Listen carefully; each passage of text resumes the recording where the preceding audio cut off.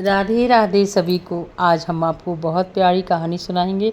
सुनकर आपको बड़ा ही आनंद आएगा। एक बार दुर्वासा ऋषि अपनी सभी शिष्यों के साथ भारत भ्रमण पर निकले।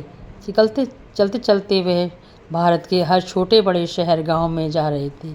तभी एक जगह छोटे से गांव में जब निकल रहे थे तो सभी लोग उन्हें देखकर प्रणाम कर रहे। फिर उन्होंने देखा कि दूर से एक बच्चा आता दिखाई दिया।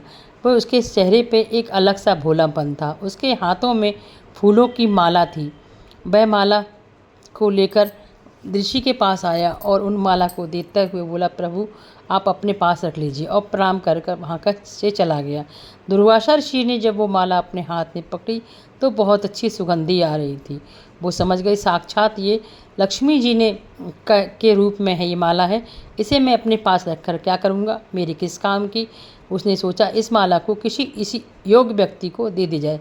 ऐसा विचार कर दुर्वासा ऋषि वहाँ से चले गए और उस माला को लेकर वहाँ से जाने के बाद वह इंद्र के नगरी देवलोक में पहुँचे और उसने सोचा कि इंद्र को ये माला दे दूंगा तो उसके लिए सही रहेगी। ऐसा जाकर दुर्वासा ऋषि ने इंद्र के पास गए और इंद्र को जाकर उनके सभी देवता दुर्वासा दी को देखकर खड़े हो गए, उन्हें प्रणाम किया।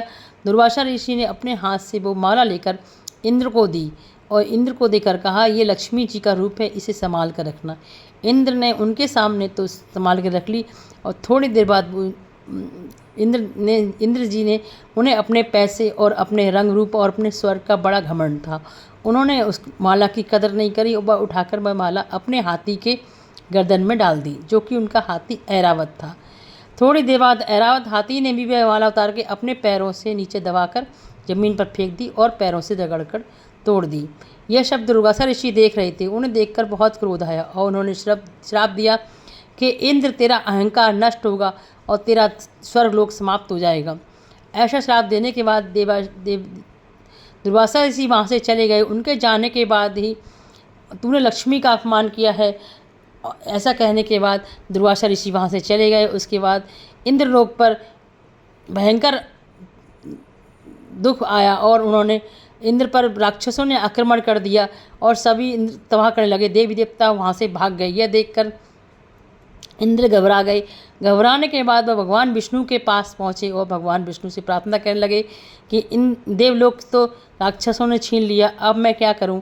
तो भगवान विष्णु ने कहा कि इसमें तुम्हारी गलती है। तुमने अपने अहंकार में लक्ष्मी जी का अपमान किया था, इसलिए लक्ष्मी जी स्वर्ग को छोड़कर चली गई हैं। अब मैं इसमें कुछ नहीं कर सकता। अब तुम्हें तो वो हाथ जोड़कर बोले, वहाँ पर तो राक्षसों ने अपना वो स्थान बना लिया है और हम लोग कहाँ जाएंगे।